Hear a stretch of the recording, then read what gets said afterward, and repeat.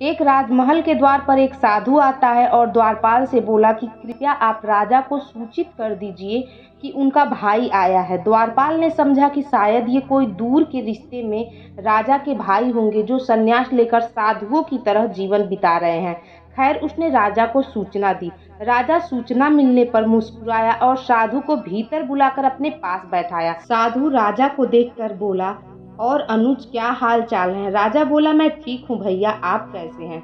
साधु बोला, क्या बोलूँ अनुज, जिस महल में मैं रहता था वह पुराना और जर्जर हो गया है, कभी भी टूटकर गिर सकता है। मेरे 32 नौकर थे, वो भी धीरे धीरे अब छोड़कर चले गए हैं। 5 रानियां भी वृद्ध हो गई हैं, अब उनसे कोई काम ही नहीं होता। ये सुनकर राजा ने साधु को 10 सोने के सिक्के देने का आदेश किया। तब साधु ने बोला कि 10 सिक्के कम हैं। राजा बोला, आप इतने से काम चलाइए क्योंकि इस बार मेरे राज्य में सूखा पड़ गया है।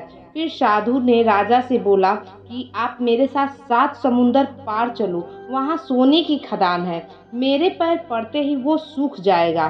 तुम मेरे पैरों की शक्ति तो देख ही चुके हो।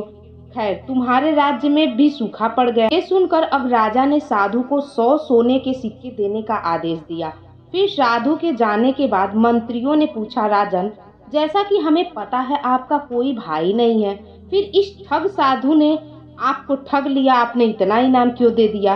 राजा बोला, देखो, भाग्य के 2 पहलू होते हैं, एक राजा और दूसरा रंक। उस नाते मैं उसका भाई हुआ।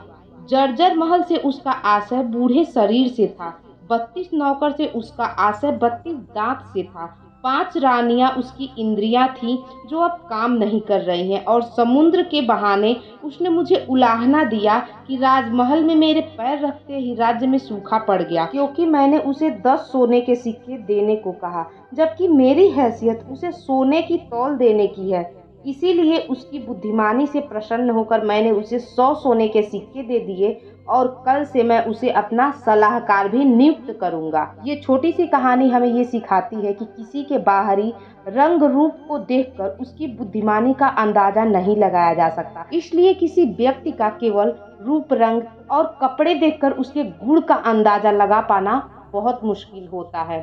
ठीक वैसे ही जैसे कि एक सोने की गगड़ी में चाहे कितना भी पानी भर लो, लेकिन वो पानी कभी मिट्टी के घड़े जितना शीतल नहीं रह सकता।